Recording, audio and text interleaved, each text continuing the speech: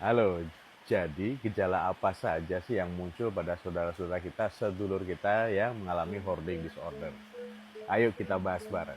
Nah, sedulurku, saudara-saudara kita yang mengalami hoarding disorder itu seringkali muncul keluhan-keluhan di mana dia sangat sulit untuk yang pertama, membuang barang-barang bekas yang sama sekali tidak bermanfaat ya.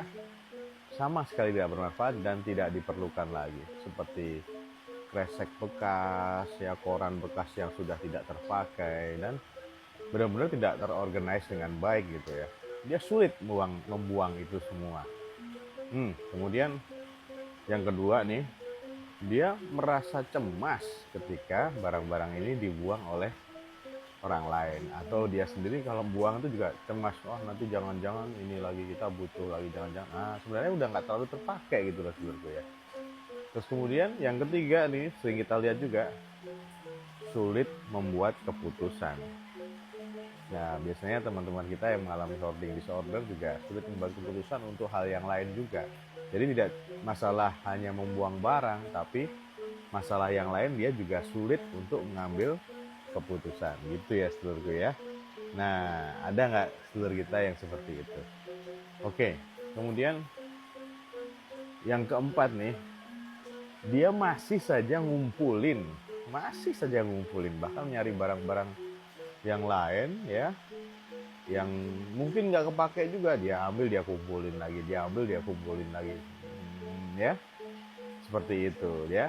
Masih suka ngumpulin yang dari luar rumah untuk ditimbun ya, jadi nggak benar-benar kepake. Dia tahu lihat ada sesuatu di luar, misalnya ada kresek nganggur atau koran bekas nganggur, dia ambil juga, dia kumpulin juga.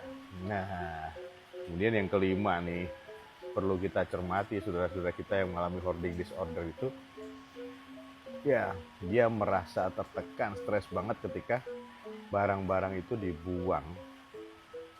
Barang-barang itu dibuang dan dia merasa stres banget dengan ketika barang-barang itu dibuang. Ada nggak yang seperti ini sedulur kita? Nah, kemudian yang nomor 6 nih, kita lihat barang-barang itu sudah sangat mengganggu fungsi rumah misalnya nih. Udah banyak hal yang bikin lorong rumahnya itu jadi, yang sudah sempit jadi lebih sempit lagi. Dia taruh seperti itu, dan sama sekali barang-barang itu nggak fungsi. Nah, ada nggak yang seperti ini ya? Nah, kemudian kadang sampai melarang orang buat ngebersihin rumah itu atau ngebersihin barang-barang itu. Marah banget ya saudaraku ya. Jadi tidak mengizinkan orang lain buat ngebersihin gitu ya.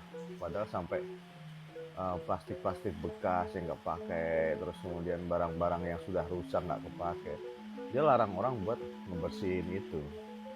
Nah, ada nggak sedulur kita yang seperti itu? Kemudian kadang sedulur kita yang seperti ini, dia seringkali menyendiri. Nah, itu salah satu gejalanya ya, yang penting ya kita lihat. Menyendiri, nggak punya teman, bahkan orang lain masuk di kamarnya, di wilayah kamarnya dia atau di rumahnya dia itu dia nggak mengizinkan, kadang-kadang seperti itu. Nah, ini yang terjadi pada sedulur kita yang mengalami hoarding disorder.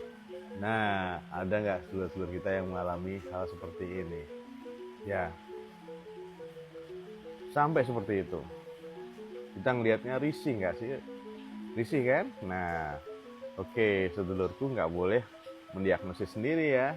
Kita lihat dulu bagaimana sedulur kita ini benar-benar terganggu nggak, atau sudah jadi bau, atau sudah ya sama sekali nggak manfaat gitu kan.